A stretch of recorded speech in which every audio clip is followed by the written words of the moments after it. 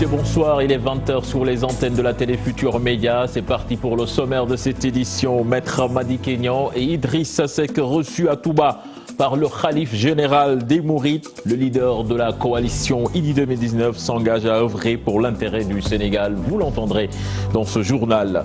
Le pool d'avocats du candidat Macky Sall demande aux candidats de l'opposition de respecter le verdict des urnes. Maître Ousmane Seye et compagnie soutiennent que le président élu a désormais l'occasion de parachever la phase 2 du plan Sénégal émergent. La mission d'observation de la société civile du Sénégal satisfaite du déroulement de l'élection présidentielle malgré les manquements. La plateforme sous l'élection dit être en phase avec la Commission nationale de recensement des votes. Et puis FESPACO 2019, 4 femmes sénégalaises en lice à travers 2 fictions et 2 documentaires. Pendant ce temps, notre compatriote Angel Diaban, avec son court-métrage Un air de Cora, gagne le prix spécial CEDEAO pour la femme. Voilà le sommaire de cette édition. Dans quelques instants, le développement.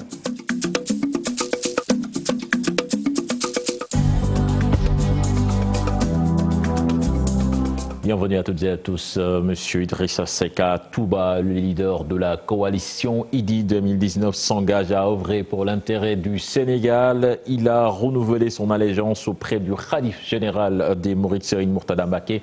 Je vous propose de l'écouter. Il est interrogé par Mohamed Diop et Talla Samb.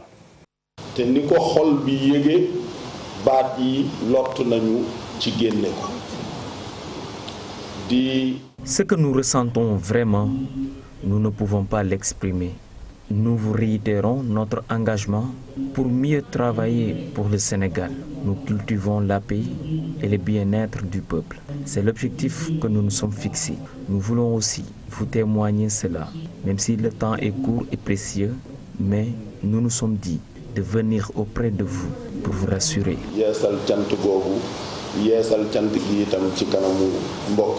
Le candidat Madi Kényan était également à Touba ce vendredi pour remercier le khalife général des Mourides pour ses prières lors de sa campagne électorale. Serigne Mourtada Mbacké a témoigné que Madi Kényan est un vrai disciple de Serigne Touba et a réitéré l'affection qu'il a à son égard, des paroles qui ont même ému Maître Madi Kényan à sa sortie de Ziara. Je propose de l'écouter au micro de Talla Samb et Mohamed Diop. dama la bëggi woon xam ne Sëñ Tuubaa dëggu na ci yow ma bëgg la ngi Sëñ Tuubaa xam ne Sëñ Tuubaa dëggu na ci yow ma bëgg la ngi Sëñ Tuubaa dara soppiku ci ba ci sa jotaay bi loolu rek moo la fi nekkal.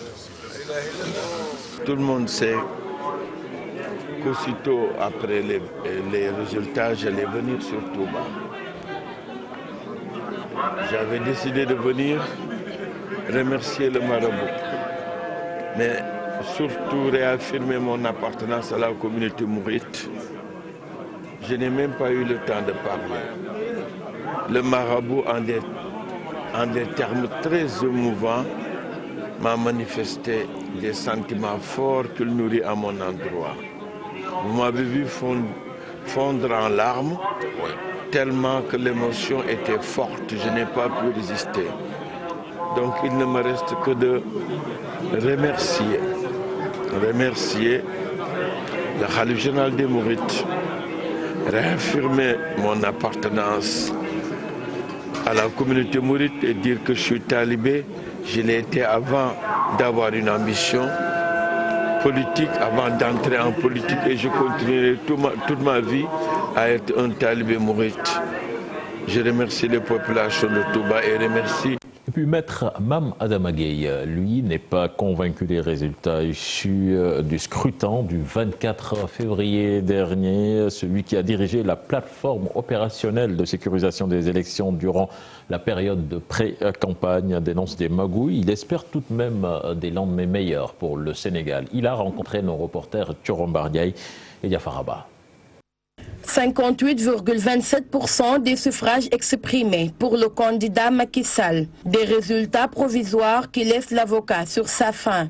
Les résultats qui ont été proclamés me laissent plus que perplexe, pour dire le moins, malgré le fait que je m'attendais à un hold-up électoral. Cette élection n'est pas propre. Tout un dispositif a été mis en place, un dispositif de fraude, de manipulation, de tripatouillage, pour créer les conditions de ces chiffres. Pour Maître Mamadama Gueye, Macky Sall gagne une victoire à lui, mais pas pour le peuple sénégalais qui perd ainsi ses acquis démocratiques. Quand j'entends dire les choses, vous savez, on entend dire le Sénégal a gagné, le Sénégal n'a pas gagné. Ça, c'est un lieu commun. Le Sénégal a perdu quelque chose de très précieux. C'est nos acquis démocratiques. Après avoir félicité l'opposition, Maître Mamadama Gueye estime que les défaillances doivent être réglées avant les prochaines échéances électorales. Le combat, il faut commencer à le mener maintenant. L'erreur qu'on fait parfois, peut-être, c'est que nous tous d'ailleurs, c'est qu'on attend la veille des élections pour se mobiliser. Aujourd'hui, on a porté un coup fatal à nos acquis démocratiques.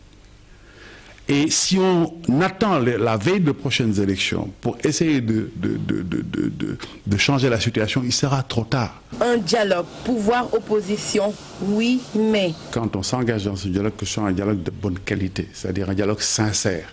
Si c'est un dialogue sincère, de bonne qualité, c'est bien. La destinée de tout un peuple reste ainsi entre les mains du président Macky Sall pour un quinquennat. Notre interlocuteur espère que les maux des secteurs tels que la santé, l'éducation, entre autres, vont être réglés. Omar Ndiaye, le pool d'avocats du candidat Macky Sall demande au candidat malheureux de l'élection présidentielle d'accepter le verdict des urnes face à la presse. Cet après-midi, il s'est dit satisfait des résultats provisoires qui, dit-il, permettra au président élu d'entamer la phase du plan Sénégal émergent. Compte rendu signé Fatimata Touré et Ababakar Kamara. Les résultats provisoires de l'élection présidentielle proclamés. Le pool des avocats du candidat Macky Sall magnifie le travail abattu par la Commission nationale de recensement des votes. Il estime que les résultats sortis des urnes sont plus que fiables. J'ai insisté sur la fiabilité des résultats donnés par la Commission nationale de recensement. Parce que c'est des résultats d'abord recensés au bureau de vote. Les procès-verbaux de ces bureaux de vote sont signés par les représentants des candidats. Ce sont ces procès-verbaux qui sont remontés au niveau des commissions départementales. Il y en a 45 au Sénégal. Et dans chaque commission départementale siège un représentant du candidat. Ces procès-verbaux des commissions départementales qui sont remontés vers la Commission nationale de recensement.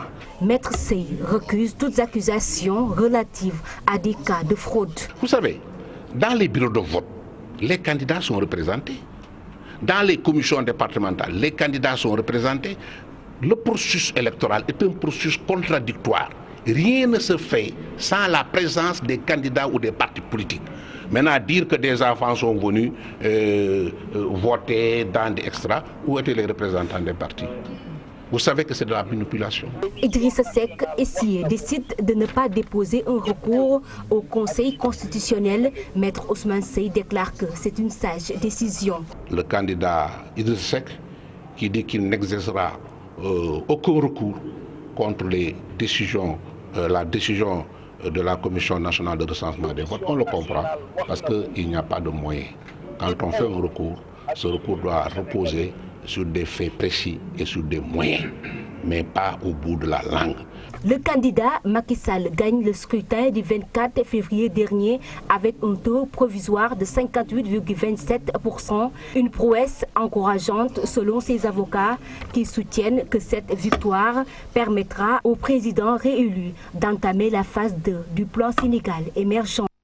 Fatimata Touré, élu provisoirement à 58,27%. Le score de Macky Sall comparé à la présidentielle de 2012 a chuté selon Babacar Fall du GRADEC.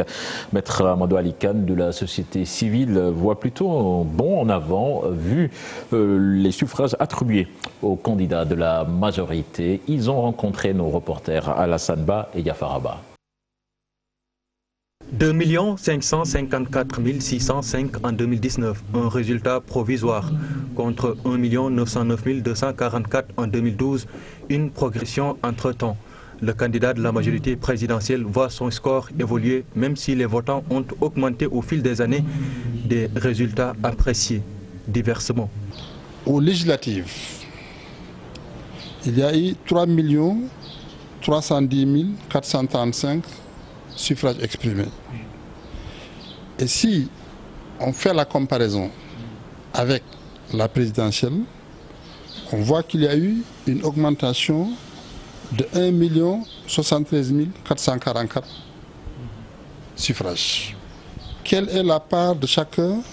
C'est un peu difficile à dire. Mais ce qu'on peut par contre constater, c'est qu'aux législatives du 30 juillet 2017, Benno Bokk Yakaar, la coalition qui soutient le président de la République, a eu 1 637 761 suffrages exprimés.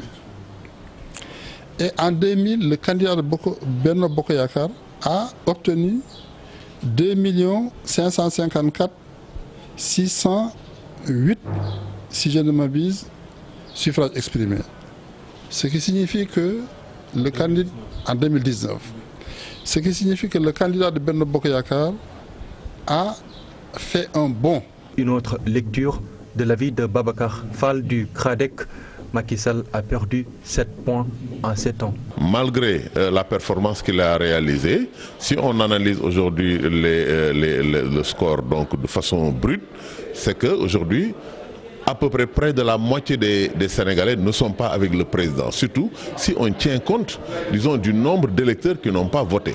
Il y a à peu près le tiers donc des électeurs inscrits dans le fichier, à peu près 2 256 000 personnes qui n'ont pas voté. Il faudrait que peut-être qu'on puisse avoir une lecture plus poussée pour voir pour pouvoir expliquer cela. C'est vrai que le vote n'est pas obligatoire. Dans ces 2 256 000 qui n'ont pas voté, peut-être qu'il y a des gens qui ont récupéré leur carte mais qui ont préféré donc s'abstenir, d'autres qui n'ont pas retrouvé leur carte. Mais en tout état de cause, je pense que si on tient compte de cela, le président devra tirer les leçons de cela. Tirer les leçons de ces résultats et ouvrir une nouvelle page s'il est confirmé, procéder à ce que ce droit de l'homiste appelle la réconciliation nationale et l'ouverture politique au cœur. C'est-à-dire qu'aujourd'hui, nous sommes dans un pays, et le scrutin et la campagne électorale l'ont montré, qui commence à présenter des signes de division. Al-Hassan Ba, beaucoup de défis à relever pour le prochain mandat présidentiel, le renforcement de l'état de droit, l'indépendance de la justice, la bonne gouvernance, les attentes pour le prochain quinquennat portent aussi sur la jeunesse, l'économie numérique, la gestion des ressources naturelles, entre autres. On voit tout cela avec Mambiram Diouf. C'est un homme ambitieux qu'il a décliné le 1er décembre dernier lors de son congrès d'investiture au complexe Dakar Arena de Diamniadio, les grandes lignes de son programme pour le prochain quinquennat. Renforcement des acquis et des initiatives nouvelles pour faire monter en flèche le taux de croissance dont les 6,8 atteints en 2017 témoignent selon lui de la pertinence du PSE.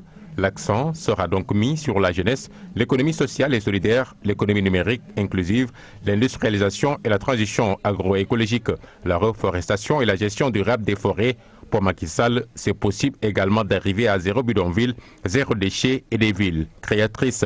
La continuité des grands chantiers en termes de services sociaux de base, la mobilité, les infrastructures, la fourniture d'électricité, l'eau pour un approvisionnement plus correct, ainsi que l'éducation, la santé, d'autres secteurs pris en compte. C'est aussi le cas dans le domaine du pétrole et du gaz, avec une gestion rigoureuse et transparente des recettes attendues de l'exploitation.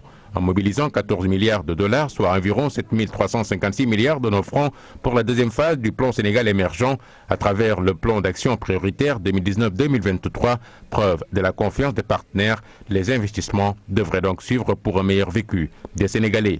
Ainsi, la gouvernance sobre et vertueuse théorisée par Macky Sall, mais qui fait ressortir de mauvais points aux yeux de ses détracteurs et de certains observateurs, comme pour dire que durant ces temps de règne, ce n'était pas la patrie avant le parti. Liquidation de potentiels adversaires politiques, en l'occurrence Khalifa Sall, Karim Wade, des institutions objectivores telles le Haut Conseil des collectivités territoriales, vu comme un Sénat bis et décrié par l'opposition. Sa promesse de réduire son mandat de 7 à 5 ans, le renforcement de l'état de droit sonne du coup comme une urgence nationale au moment où l'indépendance de la justice semble une chimère, mais réalisable. Oui, l'ancien juge Amidou Dème pour les réformes estime que la désignation de magistrats doit se faire dans la plus grande transparence et que le Conseil supérieur de la magistrature doit être ouvert à des membres du corps social.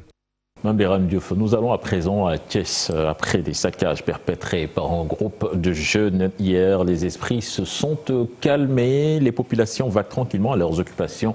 Certains appellent à la retenue et exhortent le président à mettre en place des programmes pour lutter contre le chômage des jeunes. Cheikh Anta Diop.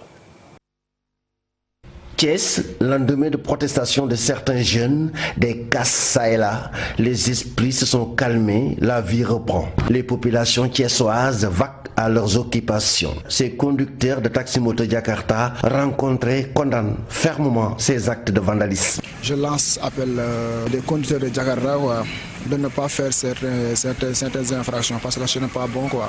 On a le Sénégal qui nous appartient. Ce que j'ai à leur dire de ne pas faire rien parce que le président a gagné. Donc je lance appel aussi au président de la République de penser à nous. Parce que nous n'avons seulement les Jakarta. Ici au Thiès, nous sommes en chômage. Il y a des diplômés qui sont ici qui conduisent seulement le Jakarta. Ce père de famille, trouvé devant le commissariat central de Thiès, exhorte les populations à plus de retenue. Pour lui, ce vandalisme relève d'actes isolés. Ce qui s'est passé hier, c'est des actes un peu isolés. Donc j'en profite aussi pour rappeler aux jeunes que nous sommes dans un état de droit. On peut manifester, mais pas dans la violence. Les élections sont passées, passons maintenant aux choses futures. C'est-à-dire que le nouveau président, ou bien le président élu, vraiment fasse quelque chose pour cette jeunesse. Une jeunesse qui a tant souffert, et fasse aussi quelque chose pour la région de Thiès. Ce que nous demandons par rapport à la ville de Thiès, c'est vraiment de nous refaire les rails, la voie ferrée. Parce que c'est tout ce que Thiès connaît. Pour l'heure, même si les esprits se sont calmés à Thiès, la police est sur le qui-vive et les patrouilles se multiplient pour parer au plus pressé. L'heure est au bilan pour la mission d'observation de la société civile nationale. Selon elle, le scrutin du 24 février s'est bien déroulé. S'est déroulé de manière satisfaisante et ce, malgré les manquements notés. D'où, dans la foulée, des recommandations ont été faites pour les prochaines élections à venir. S'agissant des résultats, la plateforme Sous nos élections dit être en phase avec la Commission nationale de recensement des votes. Combat Matelot. La mission d'observation électorale de la société civile se dit satisfaite du déroulement du scrutin, malgré les difficultés notées dans le processus électoral. Le scrutin du 24 février 2019 s'est déroulé de manière satisfaisante dans l'ensemble. Les dysfonctionnements notés n'ont pas été de nature à remettre en cause la crédibilité du scrutin. Après cette observation, allant de la phase préélectorale au jour du vote, des recommandations sont émises. Première recommandation, une définition plus consensuelle des règles du jeu électoral. Deuxième recommandation, la mise en œuvre du financement des partis politiques et la régulation des dépenses des campagnes électorales. Une réglementation sur la prise en charge de la sécurité des candidats à l'élection présidentielle. La restauration du dialogue politique avec la désignation d'un chef de l'opposition et la nomination d'une autorité chargée des élections et du dialogue politique. Concernant les résultats du scrutin, la mission approuve les chiffres annoncés par le juge Namba Kandji. Le juge Kandji est à la tête de la Commission nationale de recensement de ces élections. Et les chiffres qu'il donne sont les chiffres officiels. En tant que républicains, nous prenons acte de ces chiffres-là et nous ne les contestons pas.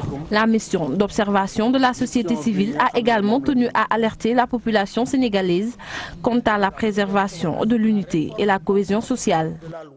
Combat Matelot, nous parlons de toute autre chose. À présent, Dakar envahi par la poussière, une pollution atmosphérique qui détend sur la qualité de l'air.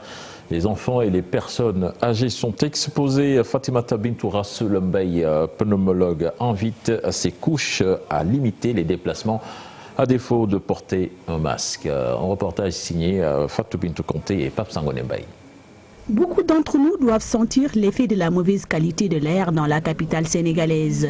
Une situation qui risque d'avoir des conséquences sur la population, surtout sur les enfants de moins de 2 ans et les personnes âgées. C'est-à-dire ceux qui sont déjà dans les âges extrêmes de la vie. Quand je dis âge extrême de la vie, c'est vraiment les nourrissons, les nouveau-nés, voilà, les personnes qui ont moins de 2 ans, qui ont un poumon immature, parce que se défendent moins bien par rapport aux adultes.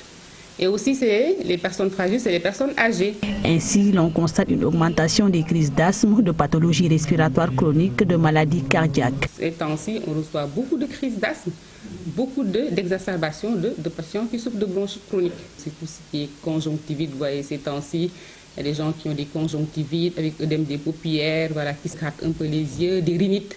Voilà, avec les infections, des pneumonies, des bronchiolites chez les enfants. Et maintenant, à long terme, voilà, c'est les bronchopneumopathies chroniques obstructives, c'est les cancers. Voilà, je pense que ça touche et tout le système immunitaire, ça baisse l'immunité, il y a beaucoup d'effets. Limiter les déplacements, porter des masques, utiliser de manière judicieuse l'encens et les solvants dans les foyers, telle est la mesure préventive du pneumologue. Autant que possible, ne pas s'exposer dehors. Parce que la pollution extérieure, avec le vent, la poussière, ne pas s'exposer dehors. Si vraiment c'est nécessaire de sortir, sortir. Et il y a les masques qu'on ne veut pas mettre. Les masques, les gens ont peur de mettre des masques, par peur d'être stigmatisés, parce qu'on pense que quand on a mis un masque, on souffre d'une maladie contagieuse, je veux nommer la tuberculose. Ce n'est pas le cas. Et puis comment rationaliser les investissements des Sénégalais de la diaspora, une problématique qui a fait l'objet d'un atelier à l'université de Ziguinchor. Des migrants de retour au pays ont pris part à cette rencontre. Écoutons à ce propos les explications d'Abdou Mané, coordinateur du GRDR, au micro de Boubacar Diassi et Lamine Magnan. Constater que l'argent du migrant était orienté spécifiquement, n'est-ce pas, à la famille, n'est-ce pas, pour les besoins familiaux. Et malheureusement, cet argent est mal utilisé par les parents qui méconnaissent la migration. Donc, ce qui fait que les migrants, dans un premier temps, étaient un peu découragés, n'est-ce pas, et ne pouvaient pas voilà, essayer de continuer ou de s'orienter vers d'autres programmes de développement. Mais après, nous ayant aussi des structures, il y a l'ARD, il y a l'agence qui travaille, mais les représentations du GRDR en Europe également, qui échangent avec les associations de migrants, ont fini par convaincre les migrants qui ont compris que pour justement pérenniser cet appui, il est beaucoup plus simple de faire des investissements au niveau du pays d'origine, n'est-ce pas, pour permettre à cela de s'investir, parce que là, c'est des projets qui permettent justement de générer de l'emploi. Culture à présent, c'est pour parler du FESPACO 2019 avec des prix spéciaux qui ont été attribués à notre compatriote Angel Diabang avec son court-métrage en air de Cora. Il a gagné le prix spécial CEDEAO pour la femme. Jean-Pierre Bekolo, avec son film Les armes miraculeuses du Camerounais, a obtenu le prix Ousmane Sembène. Le prix spécial Assemblée nationale du Burkina a été attribué à Derance de Apolline Traoré. Le prix Thomas Sankara à Amel Guelati de la Tunisie avec le film Black Mamba. Le prix de la critique cinématographique africaine à Indigo de Selma Bargar du Maroc. 4 femmes sénégalaises en compétition officielle à ce cinquantenaire du FESPACO, 2 fictions et 2 documentaires. Les femmes sénégalaises qui veulent s'imposer dans l'univers cinématographique. Un sujet signé notre envoyé spécial, Aïssatou Paye. Elles sont 4, toutes réalisatrices, une mission, décrocher un prix lors de cette 26e édition du FESPACO. Parmi elles, une jeune réalisatrice, un court-métrage, une place dans l'avion, un thème soulevé, l'immigration. L'immigration, c'est Le thème de mon court-métrage, c'est l'immigration. Il est d'actualité et m'interpelle beaucoup. C'est l'histoire de Moussa, père de famille, qui entend une annonce à la radio disant qu'il était possible d'aller aux États-Unis par un vol spécial. Et il se lance dans une course effrénée, de même que tout le quartier. Je voulais montrer ce côté d'illusion. Écrivaine, réalisatrice, elle fait partie des sélectionnés. Son docu, Une femme lionne, où elle nous dresse un portrait documentaire. À travers ce documentaire, je pars à la découverte. C'est le portrait documentaire d'une femme qui milite pour la scolarisation des filles. Et là, je dresse son portrait et je suis très honorée d'avoir été sélectionnée. Et elle milite pour le maintien des filles à l'école. Elle continue de faire les beaux jours du cinéma sénégalais.